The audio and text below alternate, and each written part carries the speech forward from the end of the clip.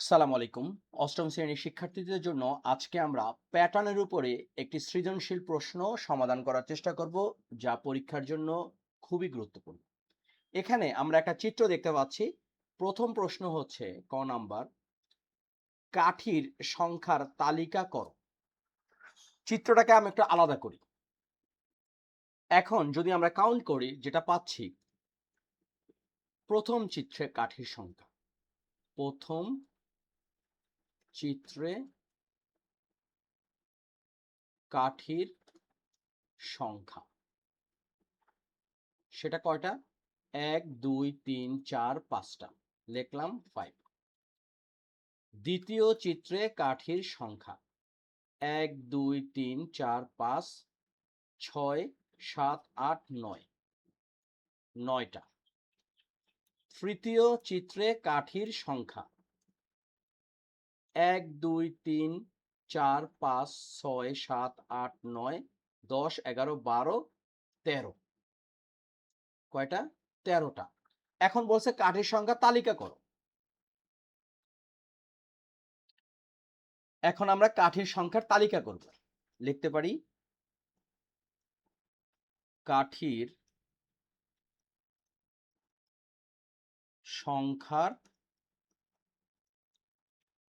তালিকা। কত হচ্ছে? প্রথমে হচ্ছে ৫, তারপরে ৯, তারপর ১৩। এই হচ্ছে আমাদের প্রথম প্রশ্নের উত্তর। এই ধরনের অঙ্ক যদি আসে, আমরা যদি ঠিক মতন করতে পারি, ২ মার্কস পেয়ে যাব। তারপরের প্রশ্নটা কি? খ নাম্বারে, তালিকার পরবর্তী ৫টি সংখ্যা নির্ণয় করো। এখন আমরা খ নাম্বারটা যদি করি, কাঠির সংখ্যার তালিকাটা যদি আমরা লক্ষ্য করি, এর মধ্যে নিশ্চয়ই একটা পার্থক্য আছে। দেখো, ৫ আর ৯, অর্থাৎ এখানে যোগ হইছে ৪। আবার ৯, ১৩, এখানেও যোগ হইছে ৪, অর্থাৎ পার্থক্য হচ্ছে ৪। তাহলে আমরা লিখতে পারি যে কাঠির পার্থক্য, কাঠির পদগুলোর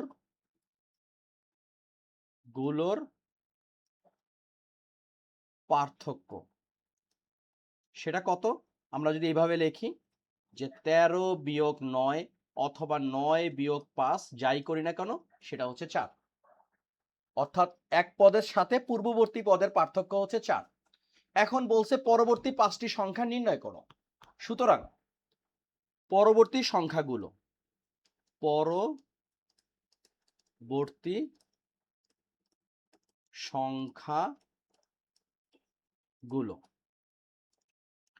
আমরা এখানে কয়টা পদ পাইছি? ৩টা পদ পাইছি। চতুর্থ সংখ্যা কি হবে? যেহেতু +4 আছে, অর্থাৎ ১৩ সাথে ১৩ যোগ ৪, অর্থাৎ ১৭। পঞ্চম সংখ্যা ১৭ যোগ ৪ মানে ২১। এরপরে বলছে ষষ্ঠ সংখ্যা ২১ যোগ ৪ মানে হলো ২৫। এরপরে সপ্তম সংখ্যা ২৫-এর সাথে কত যোগ করব? আবার সেই ৪ যোগ করব, হয়ে গেল ২৯। এবং ফাইনালি যেহেতু ৫টা সংখ্যা বলছে, অষ্টম সংখ্যা ২৯ যোগ ৪ মানে 33। তাহলে আমাদের প্যাটার্নটা কেমন হবে? শুরু হয়েছিল ৫ থেকে, তাই না? সুতরাং তালিকা, যদিও এটা প্রয়োজন নাই, তারপর আমরা দেখাই। প্রথমে ৫, তারপর ৯, তারপর ১৩, এরপরে হচ্ছে ১৭, এরপর ২১, তারপর ২৫, তারপর ২৯, এরপরে ৩৩। খুব সহজে অঙ্কটা করে ফেললাম। এই অঙ্কটা যদি পরীক্ষায় আসে, বা এই ধরনের অঙ্ক যদি পরীক্ষায় আসে, আমরা যদি ঠিক মতন পারি, তাহলে কিন্তু আমরা ৪ মার্কস পেয়ে যাব। সুতরাং ঘাবড়ানোর কিছু নাই। অঙ্ক আমরা আগে দেখব, পড়ব, বোঝার চেষ্টা করব, তারপর ধাপে ধাপে অঙ্কটা করে ফেলব। ক গেল, খ গেল, এখন আমরা গ নাম্বার অঙ্কটা করব। এখন আমাদের সবচেয়ে গুরুত্বপূর্ণ যে কাজটা করতে হবে, সেটা হচ্ছে গ নাম্বারে লেখা আছে চতুর্থ চিত্রটি অঙ্কন করো এবং শততম চিত্রে কাঠির সংখ্যা কত হবে। আগে আমরা চতুর্থ চিত্রটা অঙ্কন করি। দেখো, এখানে আমরা যেটা পাইছি যে প্রথমটাতে কাঠির সংখ্যা হচ্ছে ৫টা, তাই না? তারপর একটা পাইছি কয়টা? ৯টা। তারপর একটা পাইছি কত? ১৩টা। অর্থাৎ 4টা করে বাড়ছে। কাঠির তালিকা আমরা যদি লিখি কাঠির তালিকা 5, 9, 13। পার্থক্য পার্থক্য এই 5 আর 9 এর পার্থক্য 4, 9 আর 13 এর পার্থক্য হচ্ছে 4। সুতরাং সুতরাং চতুর্থ চিত্রে কাঠির সংখ্যা কত হবে? এই 13 যোগ 4 অর্থাৎ 17। এরপরে হচ্ছে চিত্রটি নিম্নরূপ।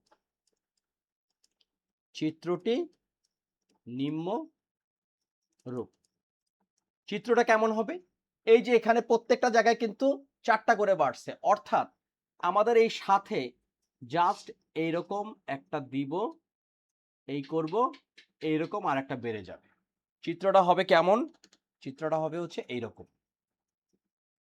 এই হচ্ছে আমাদের প্রথম চিত্র, যেখানে আছে 4টা, তারপরে আছে কয়টা? 9টা, এরপরে আছে 13টা, এরপরে আছে 17টা। আমরা একটু গুনি, 1, 2, 3, 4, 5, 6, 7, 8, 9, 10, 11, 12, 13, 14, 15, 16, 17। এখানে কয়টা আছে? 17টা আছে। এই হচ্ছে আমাদের চতুর্থ চিত্র। কিন্তু আসল কাজ কিন্তু এখনো হয় নাই। শততম চিত্রে কাঠির সংখ্যা কত হবে? শততম চিত্রে এখন এটা তো আমাদের পক্ষে সম্ভব না যে প্রথমে আমরা কি করছিলাম, প্রথমে আমরা তালিকা বানাইছি এবং পরবর্তী আরো 5টা বানাইছি, অষ্টম পর্যন্ত আমরা পাইছি 33। এখন এরকম যদি 100টা করতে যাই সারাদিন চলে যাবে। এই যে সারাদিন থেকে বাঁচার জন্য আমাদের যে কাজটা করতে হবে, একটা বীজগাণিতিক রাশি বানাতে হবে। সেটা কিভাবে? এটা হলো গিয়ে আমাদের চতুর্থ চিত্রটি অঙ্কন করো, সেই কাজ শেষ। এই হলো আমাদের চতুর্থ চিত্রের কাজ। এখন আমরা একটা বীজগাণিতিক প্যাটার্ন বের করব। সেই প্যাটার্নটা কিভাবে বের করতে পারি দেখো। তাহলে প্রথম পদটা কিভাবে বের করতে হয় দেখো। প্রথম পদটা বের করতে হয়, একটা সূত্র আছে। সেই সূত্রটা হচ্ছে যে পদের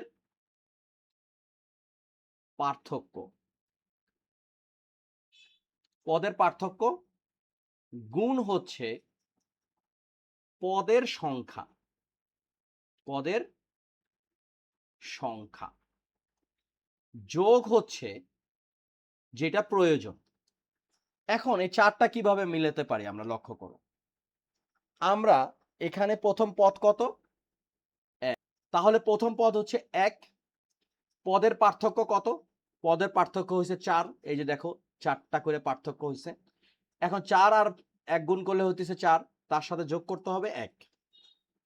দ্বিতীয় পদটা যদি আমরা সেম কাজটাই করি, লক্ষ্য করো, পদ নাম্বার 2 গুণ পদের পার্থক্য 4, তাহলে 4 দোকানে 8, যোগ করছিলাম কত? 1। দেখো হয়ে গেল কিন্তু 9। এখানে আসলো 5, এখানে আসলো 9। এই দেখো 5 আছে, 9 আছে। এরপরে হচ্ছে তৃতীয় পদ, সেটা কত? তৃতীয় পদ হচ্ছে পদ নাম্বার 3 গুণ পদের পার্থক্য কত? 4, যোগ করছি কত? 1। তাহলে দেখো 3 4 12 আর 1 13 হইছে। এই যে 13 আছে, লিখলাম 13। এখন চতুর্থ পদ দেখো, চতুর্থ পদটা আদৌ এই 17 আসে কিনা আমরা দেখি। প্রথমে হলো পদ নাম্বার সংখ্যা 4 গুণ পদের পার্থক্য 4, তার সাথে যোগ করলাম 1, তাহলে 4 4 16 আর 1 কত? 17। এখন কতম পদ কত হবে? কতম পদ, পদের সংখ্যা ক গুণ পদের পার্থক্য 4 যোগ হচ্ছে 1। তাহলে আমরা লিখতে পারি 4ক যোগ 1। এইটা জানা থাকা মানে হচ্ছে এখন যততম পদই আমরা বের করতে চাই সেটা কিন্তু সহজেই বের করতে পারবো। আমাদেরকে বলছে শততম চিত্রে কাঠির সংখ্যা কত হবে। তাহলে শততম চিত্রে কাঠির সংখ্যা কিভাবে করতে পারি লক্ষ্য করো। এখানে আছে 4ক যোগ হচ্ছে 1, কাঠির সংখ্যা ক সমান কত হবে? 100। তাহলে 4 গুণ 100 যোগ 1, 4কে 100 দ্বারা গুণ করলে 400 যোগ 1 অর্থাৎ 401। শততম চিত্রে কাঠির সংখ্যা হবে 401। তো শুধুমাত্র শততম না, যে কোনো তম পদের সংখ্যা কিন্তু কাঠির সংখ্যা কিন্তু আমরা বের করতে পারবো এই যে আমাদের বীজগাণিতিক রাশির মাধ্যমে। তো আজকের ভিডিওতে আমরা ক খ গ তিনটা গুরুত্বপূর্ণ প্রশ্নের সমাধান করার চেষ্টা করলাম এই চিত্রের উপর বেস করে। আশা করি পরীক্ষার সময় এই ধরনের অঙ্ক আসলে আমরা খুব ভালোভাবে উত্তর দিতে পারবো। তারপরেও তোমাদের কোনো প্রশ্ন থাকলে প্লিজ কমেন্ট সেকশনে জানাবে, এবং আরো কি কি ধরনের ভিডিও বানানো যায় সেই বিষয়ে আমার সাথে একটা আইডিয়া শেয়ার করতে পারো। আজকে এই পর্যন্তই। তোমরা সবাই ভালো থাকো, সুস্থ থাকো। অবশ্যই আশা করব চ্যানেলটি সাবস্ক্রাইব করবে। Thank you.